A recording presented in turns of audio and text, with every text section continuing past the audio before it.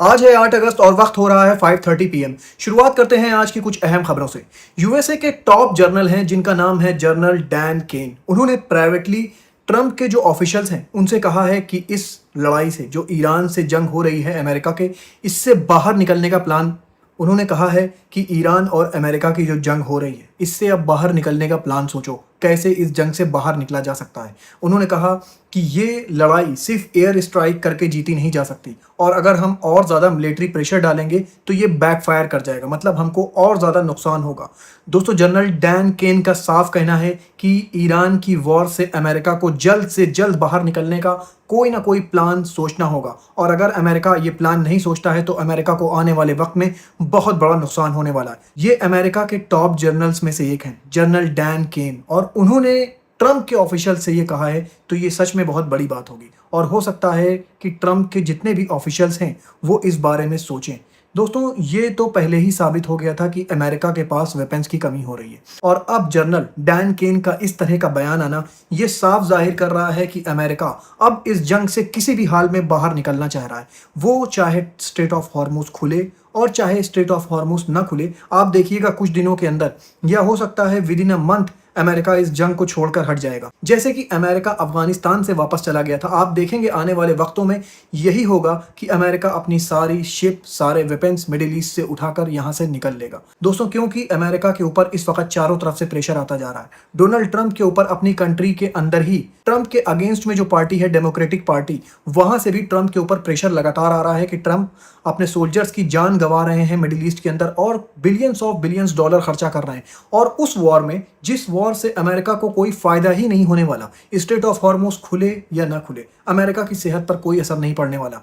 दोस्तों, लेकिन अमेरिका जो स्ट्रेट ऑफ हॉर्मुज खुलवाने की जिद कर रहा है, ट्रंप ने सिर्फ ये बात को पर्सनली ले लिया है कि मैं सुपर पावर हूं और मेरी बात ईरान क्यों नहीं मान रहा है। लेकिन अब डोनाल्ड ट्रंप को ये बात समझनी होगी कि जल्द से जल्द उन्हें ये लड़ाई खत्म करनी होगी। ये कहना है यूएसए के जनरल डैन केन का, और अगर अमेरिका ये जंग खत्म नहीं करता है तो आने वाले दिनों में अमेरिका को काफी ज्यादा नुकसान हो सकता है। अब मैं खबर आपको यूएई से बता दूं। यूएई के कैपिटल अबू धाबी में बताया ये जा रहा है कि ग्रीक ने अपना अपाचे हेलीकॉप्टर भेजा है। ये हेलीकॉप्टर को बड़ा कारगर माना जाता है ड्रोन को गिराने के लिए और इस हेलीकॉप्टर को अब ग्रीक ने तैनात कर दिया है अबू धाबी में। मैं आपको बता दूं 2020 में एक डिफेंस डील हुई थी ग्रीक और अबू धाबी के बीच। उसी डिफेंस डील के चलते ग्रीक ने ये अपने अपाचे हेलीकॉप्टर भेजे हैं अबू धाबी। दोस्तों, लगातार जो ड्रोन्स अटैक हो रहे हैं यूएई के अंदर, उसी से अब निपटने के लिए सारा इंतजाम कर रहा है यूएई। मैं खबर आपको इंडिया से बता दूं। दोस्तों, इंडिया की डिफेंस मिनिस्ट्री की तरफ से ये बयान आया है कि बहुत जल्दी हो सकता है कि फ्रांस के साथ इंडिया मिलकर 6th जनरेशन के फाइटर जेट्स के ऊपर काम करना शुरू कर देगा। बताया ये जा रहा है कि ये प्रोग्राम बहुत जल्दी शुरू हो जाएगा। दोस्तों, अब पूरी दुनिया 6th जनरेशन के फाइटर जेट्स बनाने में लगी हुई है और इंडिया भी इससे पीछे नहीं रहना चाहता और इसी के चलते बताया ये जा रहा है कि इंडिया अब इस रेस में आगे निकलना चाह रहा है और इंडिया की डिफेंस मिनिस्ट्री की तरफ से ये दावा करा गया है कि फ्रांस में जो 6th जनरेशन के फाइटर जेट्स बनाए जा रहे हैं उस प्रोग्राम में इंडिया भी शामिल होने वाला है। अब मैं खबर आपको क्यूबा से बता दूं। क्यूबा के ऊपर लगातार प्रेशर बढ़ता जा रहा है अमेरिका का और बताया ये जा रहा है कभी भी क्यूबा के अंदर की जो गवर्नमेंट है वो गिर जाएगी और अमेरिका अपने मुताबिक वहां पर गवर्नमेंट के जो लोग हैं उनको सेट करेगी।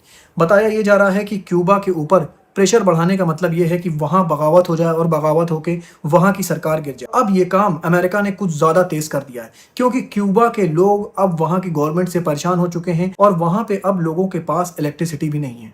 तो दोस्तों, हो सकता है कि वहां की गवर्नमेंट अमेरिका गिरा दे और अपने जो खास लोग हैं उनको उस जगह बैठाए ताकि वो अमेरिका के कहे मुताबिक काम कर सकें। अब मैं खबर आपको यूक्रेन से बता दूं। यूक्रेन के प्रेसिडेंट ज़ेलेंस्की आज अपनी प्रेस से मुखातिब होते हुए कहते हैं कि दुनिया में सबसे अच्छा जो एयर डिफेंस सिस्टम है वो अमेरिका के पास है और अमेरिका के साथ हमारा एग्रीमेंट भी है कि अमेरिका हमको हर महीने एयर डिफेंस सिस्टम्स के मिसाइल्स देगा और एयर डिफेंस सिस्टम्स के लॉन्चर्स भी हमें देगा।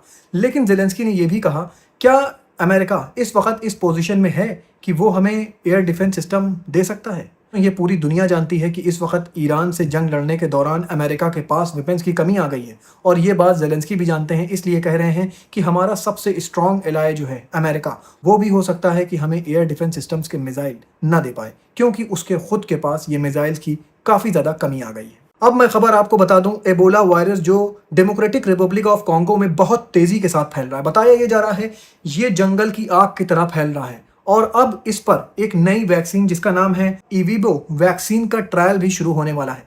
मिड मई में ये वायरस फैलना शुरू हुआ था डेमोक्रेटिक रिपब्लिक ऑफ कॉन्गो में और अब तक बताया ये जा रहा है कि 4053 लोग इसमें अफेक्ट हो चुके हैं।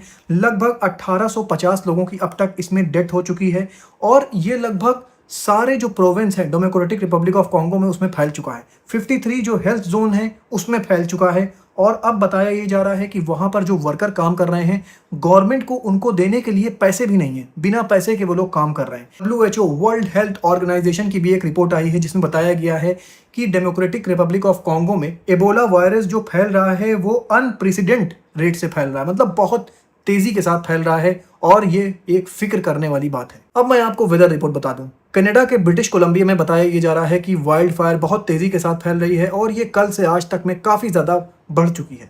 दोस्तों अभी भी जो कनाडा की वाइल्ड फायर है वो थमी नहीं है, वो और तेज़ी के साथ अब फैल रही है। इसको रोकने की हर एक मुमकिन कोशिश करी जा रही है लेकिन ये रुकने का नाम ही नहीं ले रही है। दोस्तों ऐसे ही खबरें मैं लेकर आपके पास आता रहूँगा। अपना बहुत ख्याल रखिए और मुझे भी अपनी दुआओं में याद रखिए।